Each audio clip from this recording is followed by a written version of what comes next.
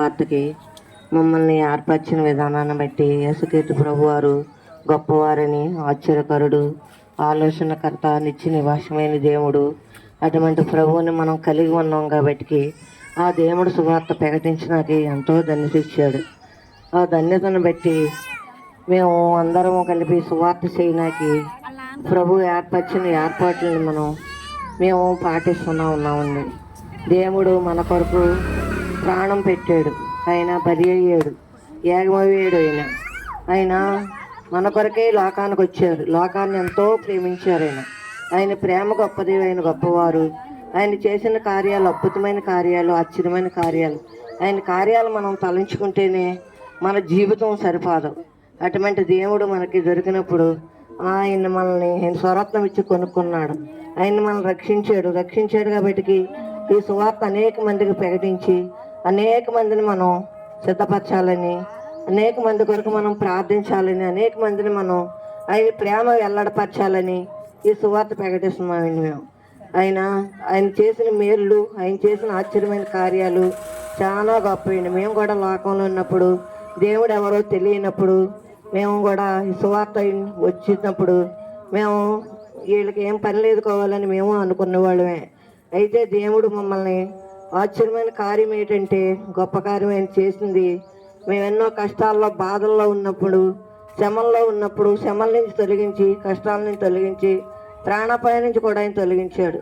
మా మనవడు చిన్న బిడ్డగా ఉన్నప్పుడు ఆ బిడ్డకి 2 కిడ్నీలు పోయినప్పుడు, ఆ బిడ్డ 9వ నెల పిల్లాడప్పుడే 2 కిడ్నీలు పోయింది. హాస్పిటల్ తీసుకెళ్తే ఈ బాబు 5 రోజుల కంటే ఎక్కువ బతకడని వాళ్ళు చెప్పినప్పుడు మేము చాలా చింతపడ్డాం, బాధపడ్డాం కూడాను.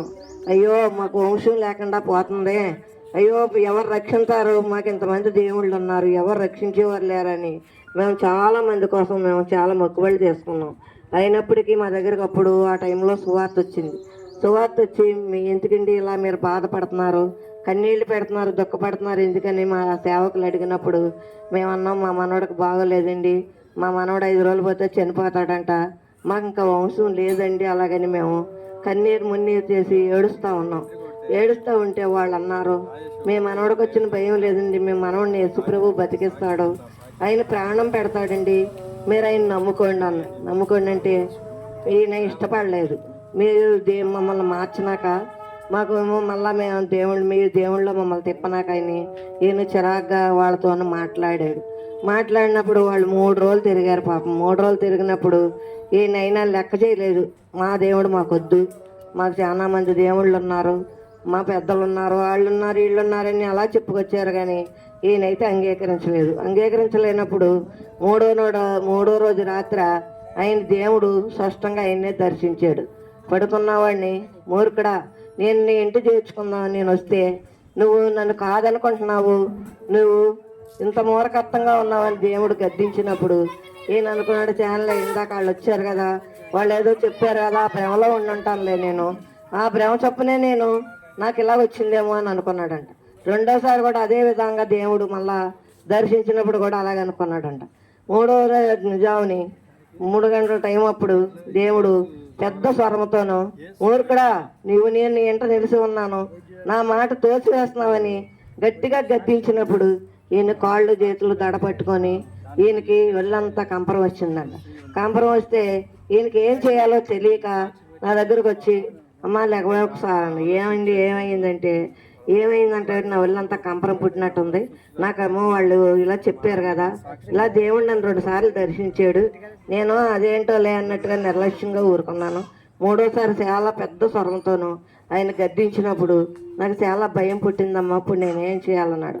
ఆయన నిజమైన దేవుడయ్యా, నువ్వు ఆయన తోసివేయొద్దు, ఆయన మనల్ని చేర్చుకోనాకి, ఆయన మనతో మాట్లాడినాకి వచ్చాడు.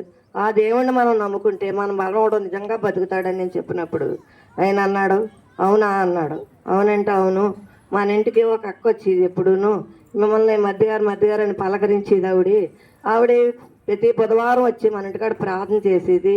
ఆ ప్రార్థనే మనకి ఈవేళ మనకు రక్షణకి అనుమతి ఇచ్చాడేమో దేవుడు అలాగని అన్నప్పుడు సర్లేని ఆ 3వ రోజు పొద్దున్న ఆ సేవకులు ఎక్కడున్నారో అని ఆ సేవకుల కొరకు ఎదురు చూస్తా తిరగని చోటలేదు.